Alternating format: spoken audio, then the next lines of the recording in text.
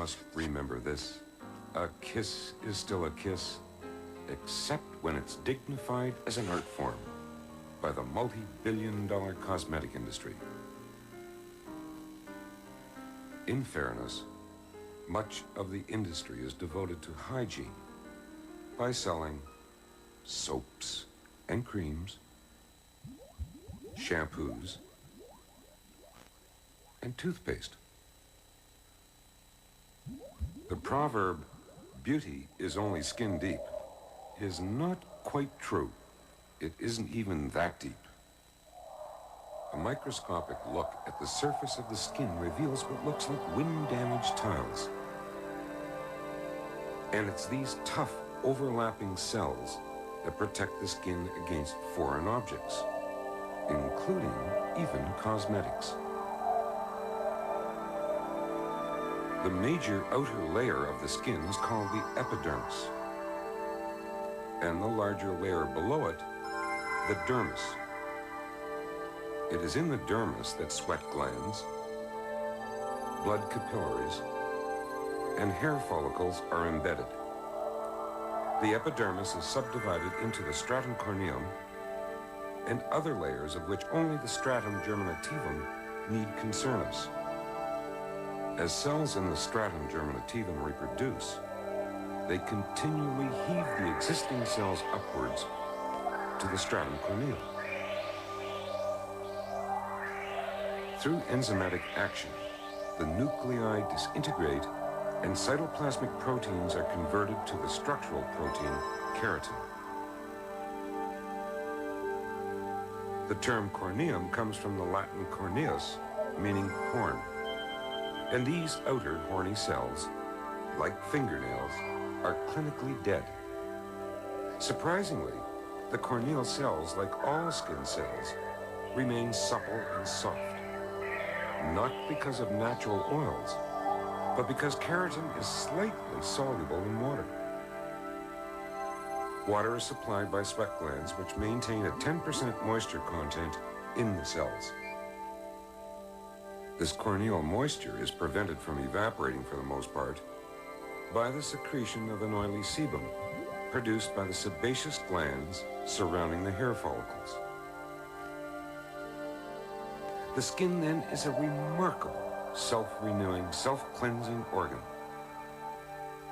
Embedded dirt, bacteria, and viruses are constantly being sloughed off by the upwelling corneal cells.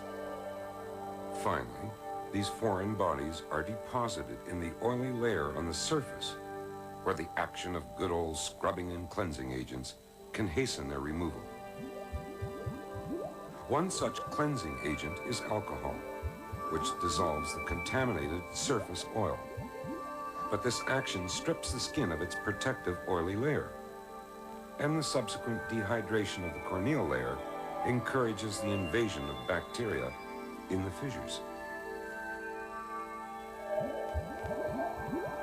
Cleansing creams containing oil-soluble products are a better buy.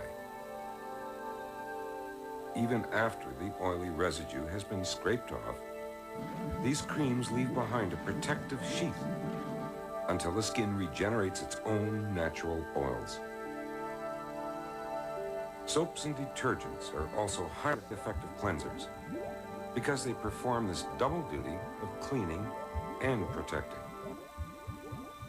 As we examined in the soaps program, soap contains polar molecules which form micelles in an aqueous solution.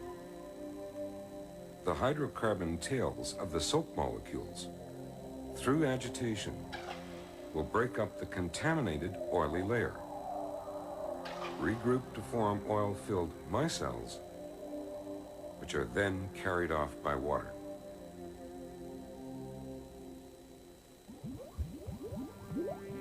Skin softeners, or emollients such as lanolin, are often added to soaps.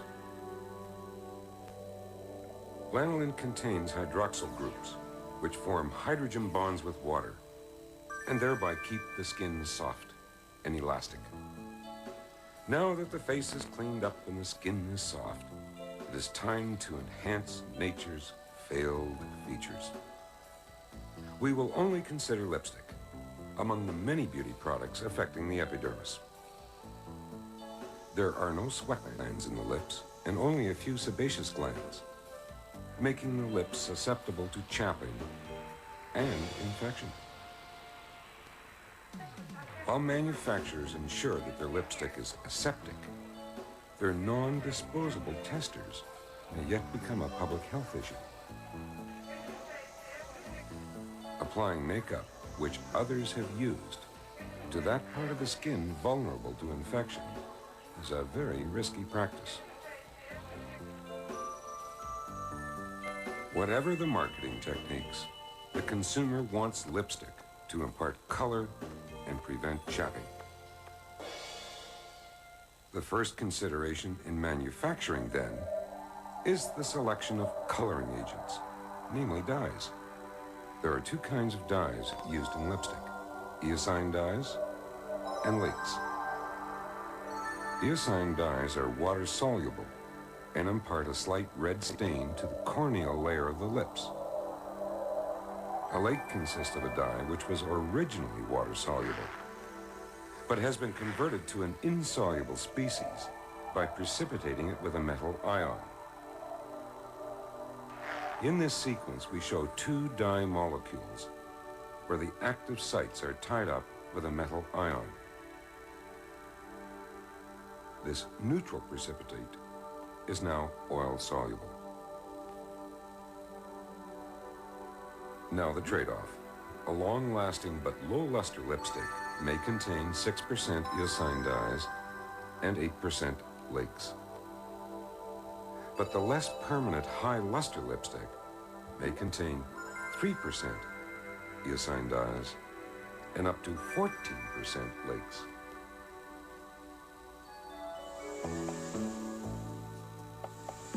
Fashion magazines are used by the cosmetic companies to dictate taste. And the chemist assiduously blends the right combinations to meet consumer demand.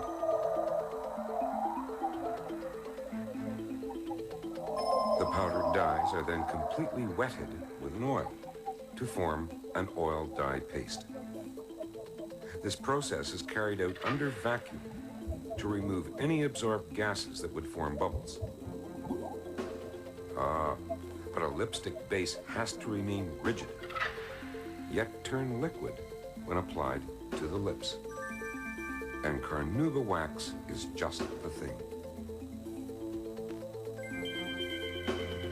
Its crystalline three-dimensional array has a relatively high melting point. But apply pressure and the Carnauba melts. However, the oil dye paste doesn't readily mix with Carnauba, so a beeswax binder is introduced. The formulation also includes an antioxidant to prevent the oils from turning rancid, and a small amount of perfume to sweeten the kiss.